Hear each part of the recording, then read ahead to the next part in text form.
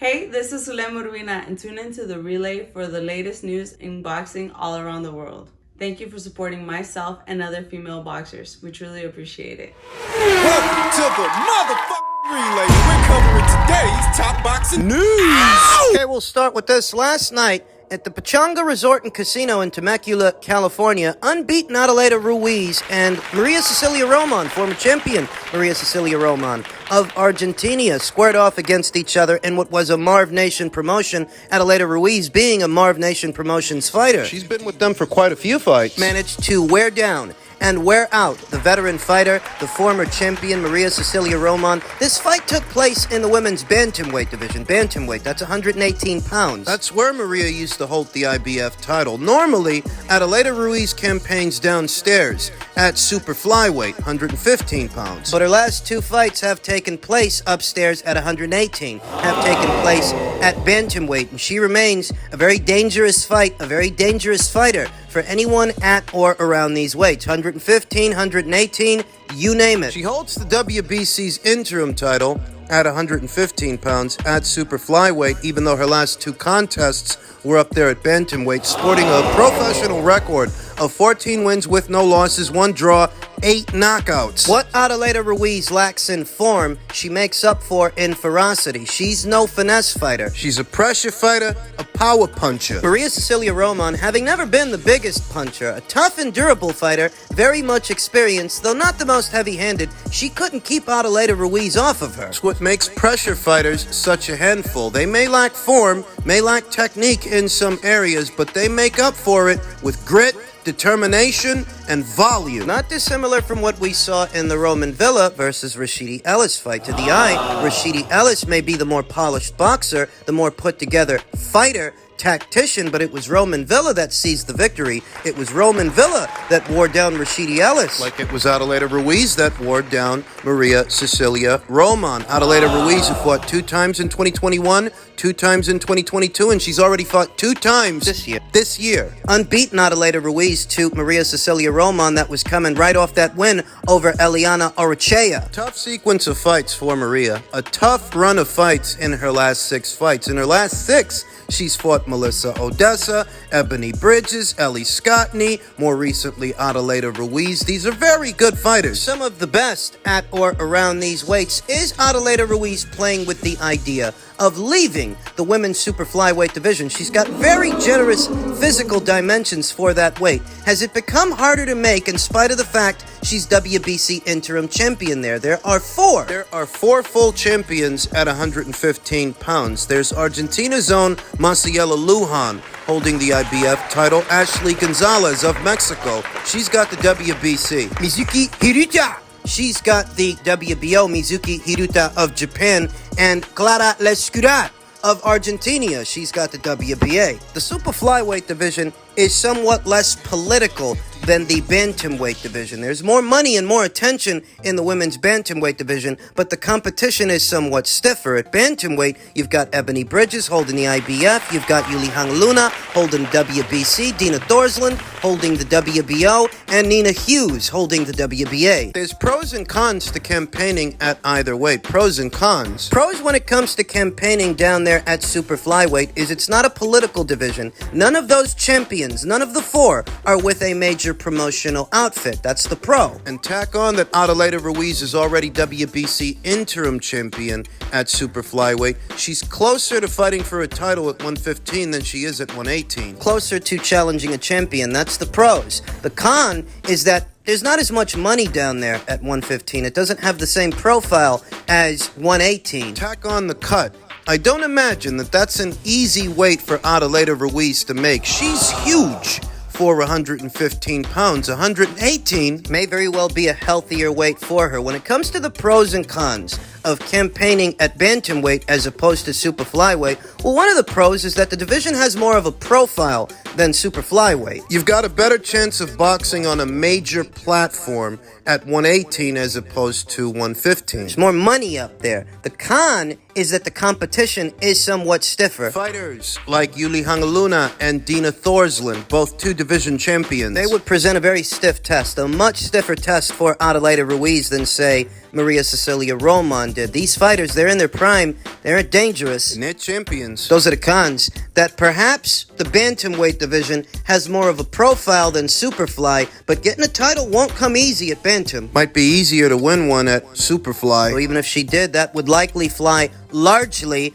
under the radar. What you want is exposure, and you'd get better exposure as a bantamweight than a super flyweight. But because Adelaida Ruiz's last two fights have been fought at bantamweight, you get the sense that she might have to move up out of necessity. She's in her early 30s. It's entirely possible that she may have outgrown super flyweight. For now, congratulations to Adelaida Ruiz for advancing to a professional record of 14 wins with no losses, 1 draw, and 8 knockouts. She continues to be a force at or around these weights.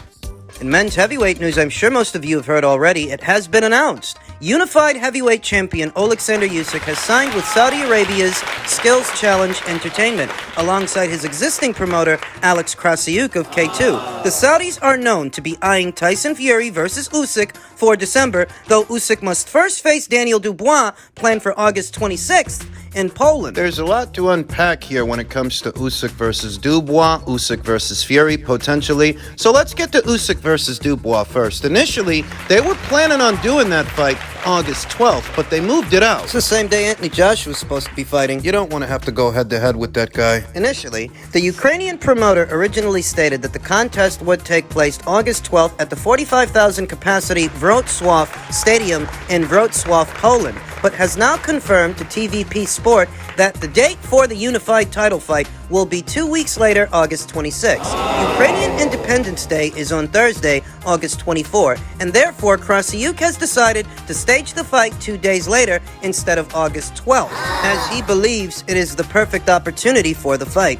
Details of the TV or streaming rights are yet to be disclosed, with Alex Krassyuk telling No Smoke Sport last week that the Usyk versus Dubois TV rights depend on the offer. It looks like Team Usyk have paired up with Knockout Boxing Promotions over there in Poland. They're the ones who did the Lukas Rozenski versus Alen Babic fight. They're also the ones that promote a good number of Polish fighters, familiar faces like Kamil Zaremata, Laura Grizer. In spite of this recent announcement, it looks a lot like Knockout Boxing Promotions will be helming promotion for Usyk's very next fight. For those not aware, Poland borders the northwest of Ukraine. And as you can imagine, given what's going on in the Ukraine, the crisis, the war with Russia, a large Ukrainian contingent may have already sought refuge over there in Poland, thereby explaining why Usyk would want to do a fight there. There are already a lot of Ukrainians. They're talking about doing this as a stadium fight. 45,000 fight fans, 45,000 capacity at Wrocław. This could be one of the biggest boxing matches, one of the biggest events Poland has ever seen. Poland has ever put on, even if it does involve a Ukrainian fighter and many Ukrainian fight fans all the same. It could turn out to be a very big show. Most don't give Daniel Dubois much of a chance of beating Alexander Usyk based on the beating that he took at the hands of Joe Joyce and how he looked more recently opposite the ring Kevin Lorena. A southpaw, a cruiserweight that moved up in weight. He's no Alexander Usyk. If that's what you had to go through with that guy, what's this guy gonna do to you? With 45,000 screaming fight fans cheering him on. I know Frank Warren can't be the least bit happy that his fighter, one of his prize stallions at heavyweight, is at the mercy of another promotional outfit fighting on somebody else's show. It was just the other day he tried to downplay the marquee value of Alexander Usyk, but if Usyk is set to fight in a stadium fight in Poland, that's a lot more than we can say for Daniel Dubois. That's a lot more than we can say for Joe Joyce. They're not at a point to where they're fighting in stadium fights. You wanted to downplay him. Instant karma is what I call that. The stadium fight that he's about to have with Daniel Dubois, the acquisition from Skills Challenge. You tried to say this guy ain't worth no money. Well, he's worth something to people with more money than you. You and Bob Arum, rolled in pita bread, ain't got the same kind of scratch that these guys have got. Amir Abdullah on future Saudi Arabian Skills Challenge signings. There are some big names that we're looking to sign, some big fights that we're looking to stage, and there's also some very hot prospects. I know Mr. Sam Jones has got some great prospects. Before the year is out, Skills Challenge could have a very robust stable of fighters and champions. They've already got two. They've got Alexander Usyk, and lest we forget, they've got WBC Cruiserweight champion Badu Jack. Those fighters, those up-and-comers, contenders, and some of those champions that perhaps only have regional outfits backing them, local ones, can perhaps go international by way of Skills Challenge to be able to fight on a world stage. Could be a big opportunity for a lot of fighters. It's a big opportunity for Usyk. It's a great opportunity to bring the biggest fight in heavyweight history to the boxing fans of the whole world. Tyson Fury doesn't want this fight, but we will make it. Interpreting Alexander Usyk's move to Skills Challenge and what effect that might have moving forward for Fury, for all of us. Skills Challenge's acquisition of Alexander Usyk is pretty much a guarantee that anybody that fights Usyk is going to get the best money that's out there. More than they'd get if Frank Warren were promoting the show, more than they'd get if Bob Arum were promoting the show. Bob Arum himself has admitted more than once that the people in Saudi have way more money to play than he does. We've talked about that here on the channel, that the best money that's out there for Fury versus Usyk as a fight is in Saudi. So money's not an issue. You won't get bigger money for that fight in America. You won't get bigger money for that fight in the United Kingdom. The best money for the both of those fighters is in Saudi Arabia. So at least in theory, this should help the fight along. We signed this cooperation for a couple of fights because our big objective is to make the biggest fight in history. We are quite confident that Skills Challenge is capable of making Fury versus Usyk. This is the priority, and these are Usyk's words in reference to why he signed the Skills Challenge. It's like I told you, it almost Guarantees the best money for the fight. So money is not an object, or it shouldn't be. Money should not be an issue. Not to Tyson Fury. This ain't about regional followings or marquee value anymore. These guys can get you the most bang for your buck. Alexander Usyk was asked about Deontay Wilder claiming that he is afraid of him, to which Usyk replied, "Please stop it. I respect this man. I give him his honor. But what kind of talk about fear? The only thing I'm really afraid of is to get my wife frustrated." Yeah, I don't know why Deontay said that. Currently, Alexander Usyk is fighting Daniel Dubois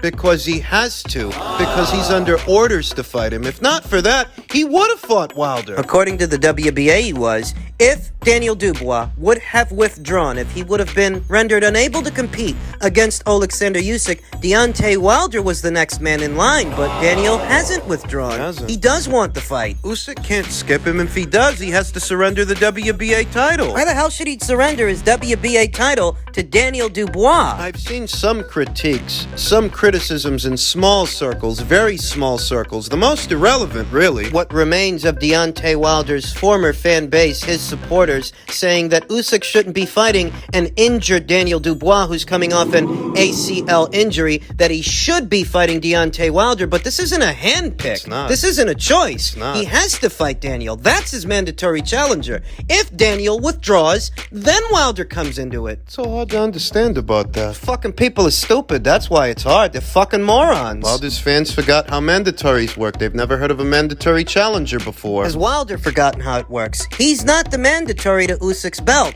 It's Daniel. But he's saying that Usyk's afraid of him. Afraid of what? A one-trick pony in his late 30s going on his early 40s who's only boxed for one round in the last 12 months. Give me a break.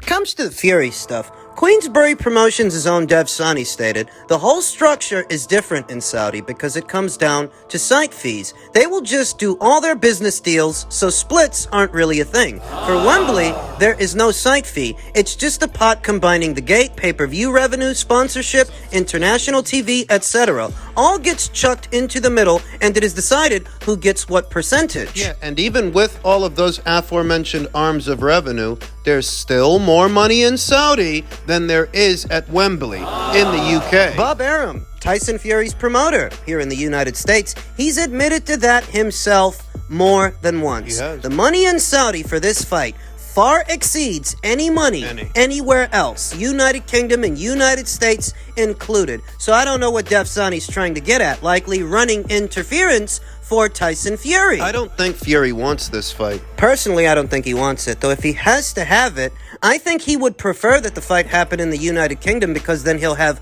home field advantage and he'll still get the lion's share of the pot. He doesn't want the contest fought on even terrain, on an even playing field. He recently proposed that they rekindle talks for the fight for September at a 70-30 split, but 70% of the pot in the UK is still minuscule compared to what he could get in Saudi. So why doesn't he want to just go to Saudi? There's more money in it for him, but not as many advantages. Skills Challenge would be bankrolling the show. But he wants Frank to be in control. He wants old Fish Eyes to be at the helm of promotions, not someone else. Devsani continued, if he being Alexander Usyk, had lost to Tyson Fury at Wembley Stadium April 29th, having accepted 30% of the pot, there would be no Saudi deal for him. This whole rematch clause stuff was just to get out. Bullshit. It's understandable he walked away from a UK fight with a view to revisit the Fury fight and later for more money with Saudi backing. Fury's the one that fucked up the fight.